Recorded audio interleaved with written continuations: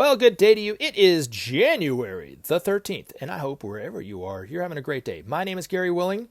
I want to welcome you to Search for Signs, and as I always like to do, I like to point out to those people who are new, who are hearing these videos for the first time, that if you want to know more about Maitreya and the Masters of Wisdom, if you want to see if there's any truth to this information for yourself, the best thing to do is to read more about it. And I have included links in the description portion of every one of these videos to hopefully make it a little bit easier for you to do your own investigation. They take you to websites that have wonderful background information about Maitreya, about the Masters of Wisdom, about the many miracle signs, about his priorities. It just depends on which one you want to check out. Some of them are mainstream news. Other ones are more just regular websites. But the top three, the Share International site is at the very top. That has the best background information out of all of them.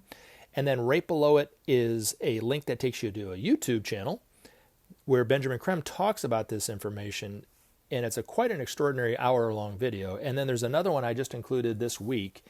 It's Benjamin Crème also, but he's reading an article written by his master, the Son of Man.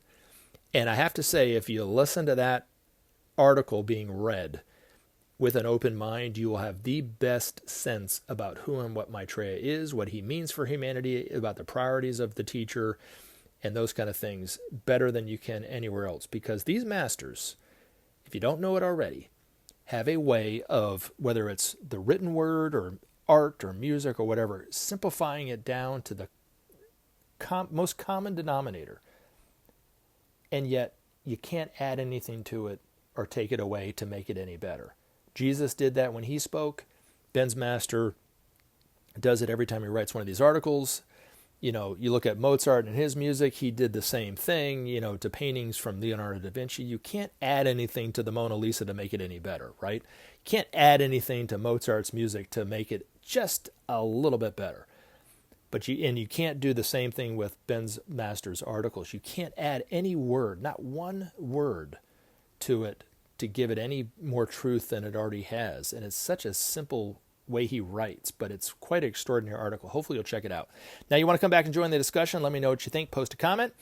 You can ask me a question by posting your question in the comments section, or you can email me at searchforsigns@mail.com. All right, so let's get on into it. Hi, Gary. Hope you're doing well. I am doing well and hope you're doing well too. Can you explain the difference between Lord Maitreya, who Siddhartha Gautama spoke of to his disciples regarding the next Buddha, and Maitreya, the world teacher?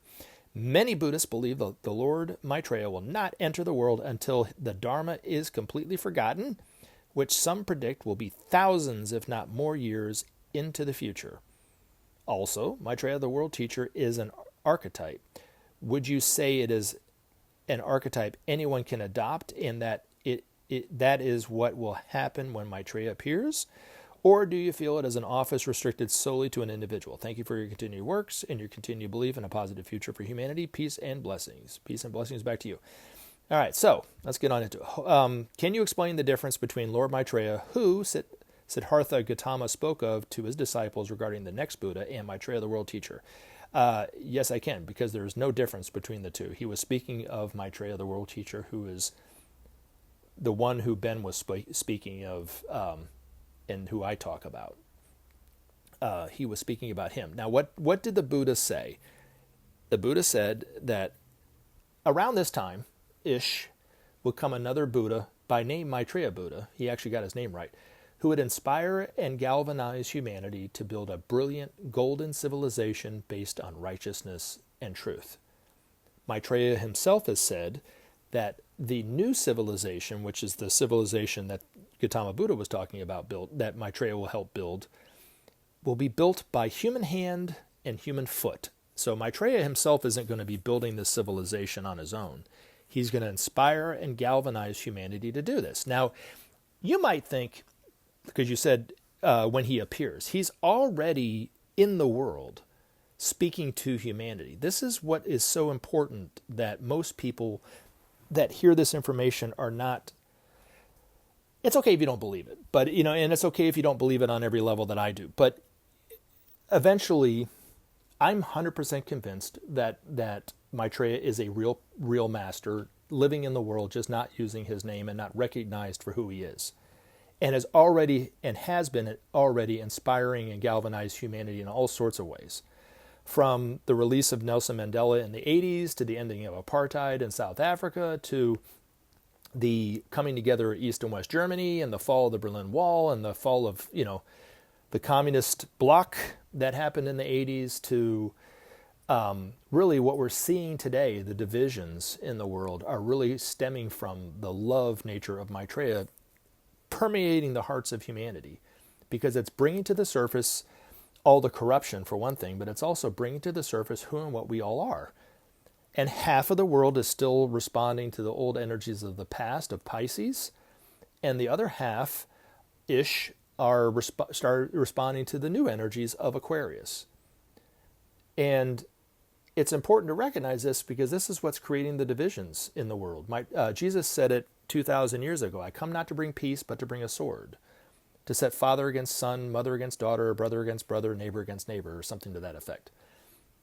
And that's exactly what we're seeing today, is we're seeing the sort of cleavage working out. And this will eventually bring about the most harmonious period in all of human history, but right now we're going through the death throes of the old ways of doing things.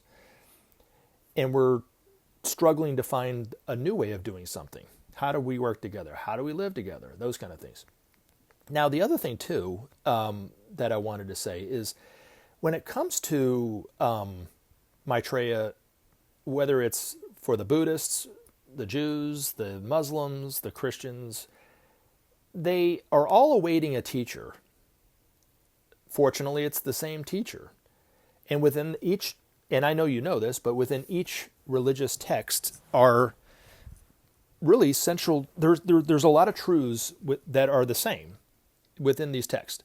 One is the law of cause and effect, the other one is the law of rebirth. It's even in the Bible. It's talked about in the Bhagavad Gita. So the Hindus are very aware of reincarnation and they call it karma, right? It's the same thing in the Buddhist text. There's teachings of that. There's also in the Jewish texts, it's also in the Quran. And these are just two examples, the law of cause and effect, law of rebirth. But there's other truths within the Bible too about the need for harmlessness, the need to love, the need to forgive, and so forth. Written the same, written in different ways, but written speaking about the same truths. And each one of those the five major religions are awaiting a teacher to come back. The problem is most people are so rooted in their own ideology that they can't see the forest for the trees. And they're very confused about the coming of the teacher. They're afraid about the coming of the teacher, especially if you're a Christian. Even if you're a hardcore Christian, they always talk about they can't wait for Jesus to come back, but at the heart of it is fear. If they weren't afraid of it, they wouldn't be so concerned about the end times. But they talk about the end times and how horrible it's going to be, and they all talk about it in different ways, and they've been talking about the end times, God, ever since I could remember. They've been talking about the end times. It's going to be in the 1990s. Then it was right when the 2000s hit, and now it's any time. And it's always they always keep pushing the goalposts back, right? Because we're not going to end. The world is not going to end. That's the problem. Most people, especially if you're religious, think the world's going to end at some point. It's not. It's going to end at some point, but it's millions upon millions upon millions of years from now. You shouldn't have to worry about it. And that's what the Buddhists think. They think that the Maitreya Buddha is going to come at the end of the world, I think, 100 million years from now. The Christians think that Jesus is coming at the end of the world, which could be at any moment, right? Once the Antichrist shows up, then he's coming, right? The Imam Mahdi, he's supposed to show up in Syria, right? And Maitreya, so when people were starting to think that Maitreya was the Imam Mahdi, because he was living in the Asian community of London, they would say, was he the Imam Mahdi? And then somebody else would say, he can't be the Imam Mahdi. This isn't Damascus, right? Because he's supposed to enter Damascus. Of course, the Jews don't think he's the Messiah because it has nothing to do with Jerusalem, although Jerusalem just means place of peace, I think is what it means, which is supposed to symbolize the whole world, not a city in Israel. And then, of course, the Christians don't believe he's the Christ because they didn't see him come back from the clouds as predicted. They're misinterpreting their own scriptures. But every one of those texts talking about the return of the teacher, it was spoken about in a way that was probably symbolic, but it was, of course, passed down and passed down and passed down, transcribed into this and translated into this language and that language to where there's not a lot of really what they were probably talking about 2,000 years ago about the return of the Christ. There really isn't, I don't think there's probably a lot of what they were talking about then that's still in there today. And it's just so twisted and torn up and moved around and taken out and put back in and all that kind of thing and written in a different way that it leaves nothing but confusion. And the Buddhists are not exempt from that confusion. But Gautama was talking about the fifth Buddha, Maitreya, who is Maitreya Buddha. It was the Maitreya that I'm speaking of, the Maitreya that Benjamin Crème talked about. Hopefully that answers that question. Now, you said the world teacher as an archetype. I said also Maitreya, the world teacher, as an archetype. Would you say it is an archetype anyone can adopt, or that is what will happen when Maitreya appears? Well, he's already appeared. He's already speaking to the world to the world through our media. But just as Maitreya was predicted to do by Gautama, to inspire and galvanize humanity to build a brilliant golden civilization based on righteousness and truth, he's already doing that. I mean, just look around at the areas of the world where people are marching against injustice, in areas of the world that were not known for people having the courage to stand up for those injustices, like China, Iran, Russia. They're marching for peace. They're marching for injustice. They're marching for equality. All the things that are divine qualities that we will eventually have manifested on this planet. The people have to stand up against our so-called leaders and demand that from them. And he is really the voice of the people. And it's been said by Ben's master that within the groups of people marching in the streets in whatever nation it is, you will find Maitreya appearing as a guise, as a familiar, but just as an ordinary person. He's not leading the crowd. He's not standing up on a pedestal speaking to the crowd of people. He's just one of the many people speaking, but he's there to inspire and galvanize the people too. And we're seeing it. Is it happening as fast as I would like? No, but it's happening as fast as humanity will let it, But in time, Maitreya will eventually, his head will appear above the horizon enough to where people will recognize him as Maitreya. They might not know it is him. They might not have ever heard of who Maitreya is. They might just be noticing that this person seems quite extraordinary. Perhaps a breath of fresh air that we've been waiting for quite some time. But when we see him on TV, we'll see a person who is totally uncorruptible, who has nothing but humanity's best interest at heart. But not only that, he will be speaking the truth, but he'll be speaking the truth heart to heart, which will awaken within the hearts of every one of us to the truth of which he's speaking, which is something that no one on the world stage is doing today. You know what I'm saying? And if they do, they don't do it at the level that he can do it at. So we're in for a very interesting time, not only toward the ends of all our lives, but also when we come back in another incarnation and back in another incarnation. But the world in which we live in 100 years from now is totally different. It will be totally different than it is today. And things are moving really fast, much faster than they've ever moved throughout human history. As slow as things seem to change, humanity is moving at a lightning speed compared to what it was doing just 100, 200, 300, 400 years ago, which seems like a long time for somebody who only lives 70, 80 years. But from the standpoint of humanity, it's just a few days ago. Humanity is really waking up to the truth of who we are as a divine humanity. And it's because of the inspiration of Maitreya that this is happening. So, anyway. But I don't think, the answer to your question to see if, do you think it'd be solely to one individual? Yes, Maitreya is one individual. Now the hearts in the Christ principle are awakening with the hearts of all of humanity. Some are pushing it away and ignoring it. Others are so afraid and so bigoted and so have so much prejudice in their hearts that that's what's coming out in them. But what's coming, and then other people are very selfless, and it's making them even more selfless and want to care and want to do something. That's the sword of cleavage. That's what's happening today, is where it's bringing to the surface who and what we are. But it's the hearts of humanity waking up and responding to the energies of Maitreya. But Maitreya is just an individual. He was one of us that became a master eons ago, has chose to stay here, has been living in the Himalayas for millennia, and on July 19th, 1977, entered very quietly into London. Never made an announcement that he was coming.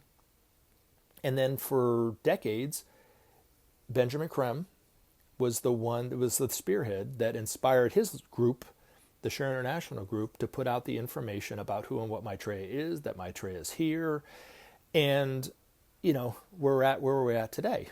And before Ben died, he said that Maitreya actually had already given an interview on a major television network, but was not able to say what it was, when it happened, and what name he was using.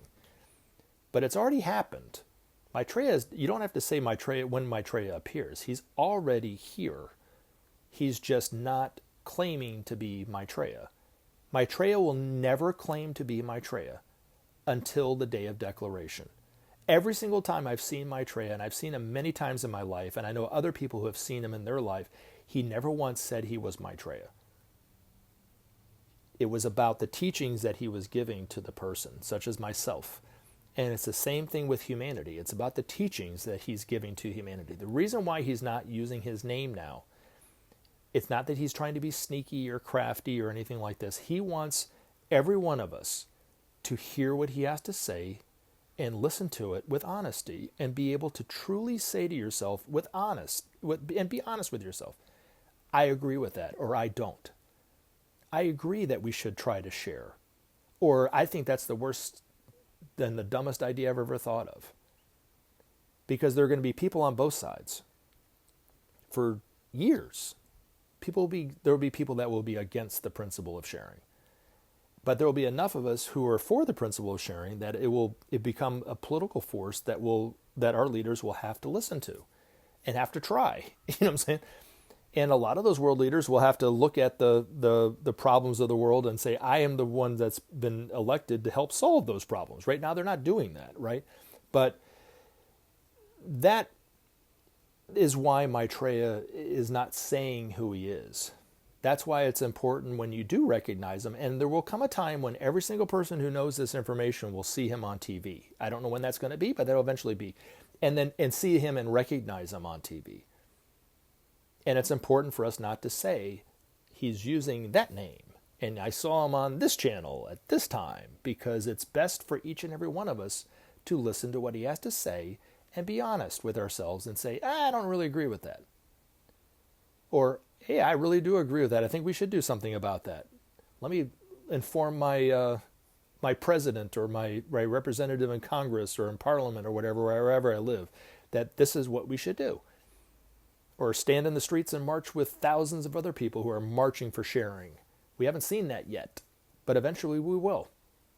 We'll see people demand from the media him an opportunity to speak to all of us, which then will come the day of declaration, which then will come when he finally declares who he is, and the name he goes by is Maitreya. And he'll say that I'm known by many names, but I just want to be referred to as a teacher. He is just a teacher. But he's a teacher of such extraordinary, on such an extraordinary level. We have never seen a teacher of the level of who and what Maitreya really is. Pure, uncorruptible, speaking nothing but the truth. But we also have never seen a teacher that has the wisdom and the love that this man has. The times that I've seen him briefly, probably a total of an hour and a half over my entire life, but I've seen him probably a dozen times.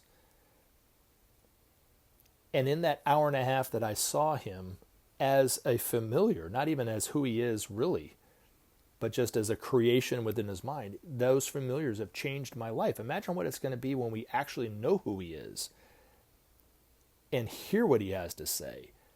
How the truth within the hearts of all of our hearts will start to burst into flames.